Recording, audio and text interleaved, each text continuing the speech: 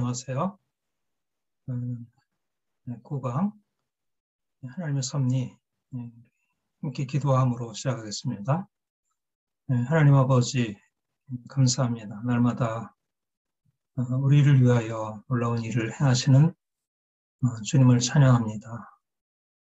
주의 말씀이 우리에게 깨달아지고 그 말씀이 우리를 새롭게 하고, 그래서 하나님을 더 분명히 알아 하나님 기뻐하시는 삶을 살아가고 주를 기쁘시게 섬기게 하옵소서. 이 시간도 주 성령님 우리에게 오셔서 우리를 주의 진리로 인도하여 주옵소서. 예수님의 이름으로 기도합니다. 아멘. 네, 여러분 벌써 8강 지나고 9강에 접어들었습니다. 진짜 시작한 지 얼마 안 된 것 같은데 굉장히 이제 빠르게 진행이 됐고 좀 정신이 없었죠. 특별히 이번 학기는 제가 2과목을 하고 또 이제 기독교 세관처럼 좀 어려운 과목도 이제 여러분들이 이제 따라오기 어려운데 따라오면서 이제 하다 보니까 상당히 좀 버겁게 느껴지는 바도 있고, 그래도 여기까지 오게 된 것 하나님의 은혜라 여겨집니다. 그야말로 이제 오늘 우리가 하게 되는 것처럼 하나님의 섭리가 있다 그렇게 믿습니다. 사실 오늘 이제 9강 하나님의 섭리 이제 이 강의는 처음에 6강 하나님의 주권과 사실은 같이 다룰 수 있는 그런 강의가 되겠어요. 그래서 여러분들이 이 9강을 좀 충분히 제대로 이해하려면 뭐 하나님의 사랑이나 하나님의 정의와도 이제 연관이 되지만 특별히 이제 이 6강과 연결이 됩니다. 하나님의 주권, 그러니까 주권적 섭리다 이렇게 얘기를 하죠. 그래서 거기에 나와 있는 내용들이 오늘 반복이 되는 것도 있고, 약간 이제 포커스를 달리하면서 강의가 진행되었습니다.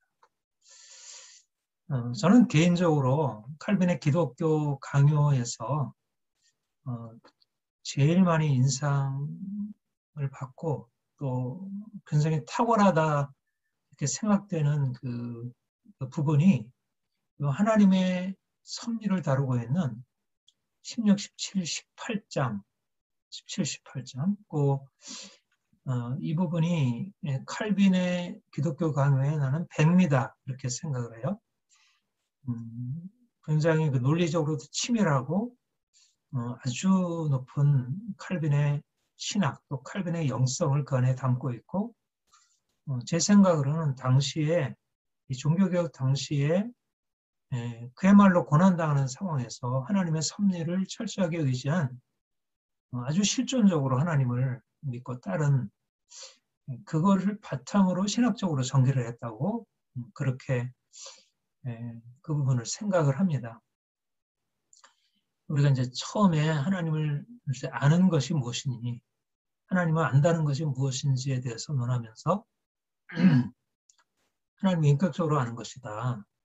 하나님을 삶 속에서 경험적으로 아는 것이다. 그렇게 말씀을 드렸는데, 칼빈 같은 경우가 그러니까 우리가 아는 것과 별 차이가 없는 것 같지만 칼빈이 많은 다른 신학자들과 구별되는 것은 그는 시대적인 상황 속에서 그야말로 삶과 죽음을 넘나드는 그 아주 이제 수많은 시험과 싸움이 있는 그 상황에서 정말 하나님을 말씀을 믿었고 또 그 하나님을 바라봤고 또 그 하나님을 경험한 그것이 그의 기독교 강요에 반영되었다.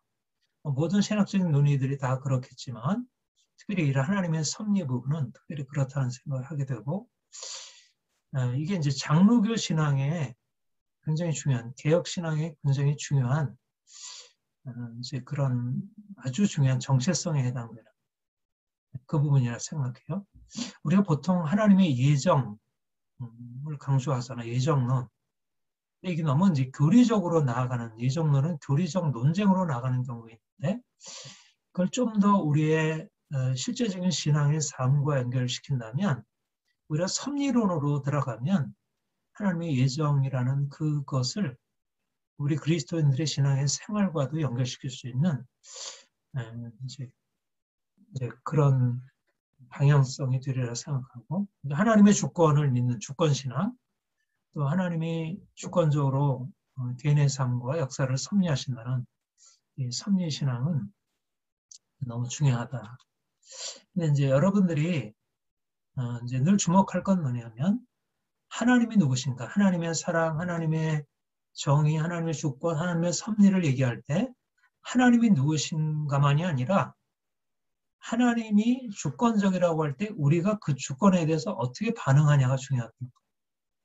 그러니까 앞에서도 하나님이 주권적이라고 하는 것은 한편으로 우리가 우리 자신을 내려놓고 철저하게 그분께 우리의 모든 것을 맡겨드리고 당신이 나를 이끌어 가셔야 합니다라는 그런 의존적인 수동적인 태도이면서 또 적극적으로 내가 자유를 가지고 하나님 앞에서 책임을 감당하는 이제 그런 우리의 반응을 강조했잖아요.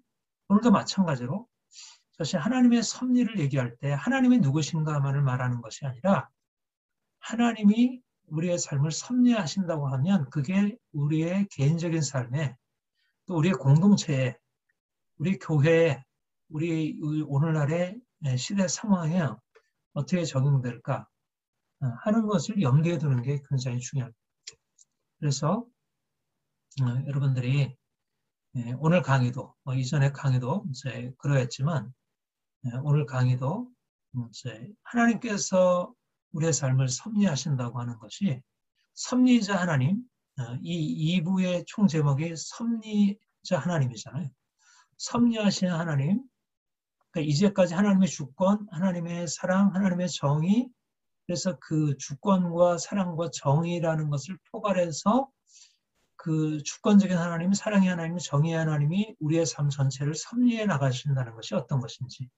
그러니까 오늘은 이제까지 하나님의 섭리에 대한 강의를 세 번에 걸친 강의를 이렇게 모으면서 최종적으로 이제 결론적으로 종합적으로 이제 다루게 되는 그런 강의가 되겠습니다.